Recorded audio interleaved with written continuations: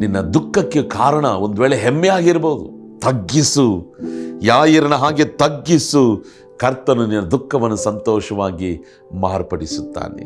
ಆಮೇಲೆ ಕೆಲವರು ನೋಡಿ, ಸೌಂದರ್ಯದ ಬಗ್ಗೆ ಹೆಮ್ಮೆ, ಎಜುಕೇಷನ್ ಬಗ್ಗೆ ಹೆಮ್ಮೆ, ವಿದ್ಯಾಭ್ಯಾಸದ ಬಗ್ಗೆ ಹೆಮ್ಮೆ, ಕೆಲವರಿಗೆ ತಮ್ಮ ಭಾಷೆಯ ಬಗ್ಗೆ ಹೆಮ್ಮೆ. ನಾನು ಯಾರು ಗೊತ್ತಾ ಕನ್ನಡದವನು, ನಾನು ಯಾರು ಗೊತ್ತಾ ತಮಿಳವನು, ನಾನು ಯಾರು ಗೊತ್ತಾ ಹಿಂದಿ, ನಾನು ಯಾರು ಗೊತ್ತಾ ತೆಲುಗು, ನಾನು ಯಾರು ಗೊತ್ತಾ ನನಗೆ ಇಂಗ್ಲೀಷ್ ಬರುತ್ತೆ.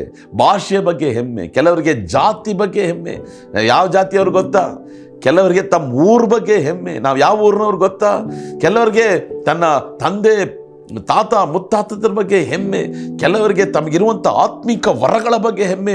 ನಾನು ಕಣ್ಣು ಮುಚ್ಚಿದ್ರೆ ಅದ್ಭುತ ನಡೀತಿದೆ, ನಾನು ಕಣ್ಣು ಮುಚ್ಚಿದ್ರೆ ಪ್ರವಾದನೆ ಹೇಳ್ತೇನೆ, ಅತಿಶಯ ನಡೀತಿದೆ, ರೋಗಗಳು ವಾಸಿ ಆಗ್ತದೆ.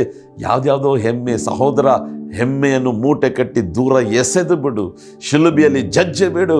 ಯೇಸು ಕ್ರಿಸ್ತನ ಹಾಗೆ ತಾಳ್ಮೆಯ ವಸ್ತ್ರವನ್ನು ಧರಿಸಿಕೊಂಡು ಶಿಷ್ಯರ ಪಾದಗಳನ್ನು ಹೇಗೆ ತೊಳೆದ ಆ ರೀತಿಯಾಗಿ ತಾಳ್ಮೆ ನಮ್ಮಲ್ಲಿರುವಾಗ ಕರ್ತನು ನಿಶ್ಚಯವಾಗಿ ದುಃಖವನ್ನು ಸಂತೋಷವಾಗಿ ಮಾರ್ಪಡಿಸ್ತಾನೆ. ಏನು ಬ್ರದರ್, ಅದು ಸ್ವಲ್ಪ ವ್ಯತ್ಯಾಸವಾಗಿದೆಯಲ್ಲ, ತಾಳ್ಮೆಗೂ ದುಃಖಕ್ಕೆ ಏನು ಸಂಬಂಧ?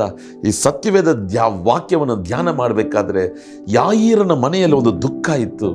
ಅವನ ವ್ಯಾಧಿ ಎಂಬ ದುಃಖ, ಮರಣ ಎಂಬ ದುಃಖ, ಅದು ನೀಗಬೇಕಾದ್ರೆ ಇವನು ತನ್ನನ್ನು ತಗ್ಗಿಸಿದ, ನೆಲಮಟ್ಟದಲ್ಲಿ ತಗ್ಗಿಸಿದ.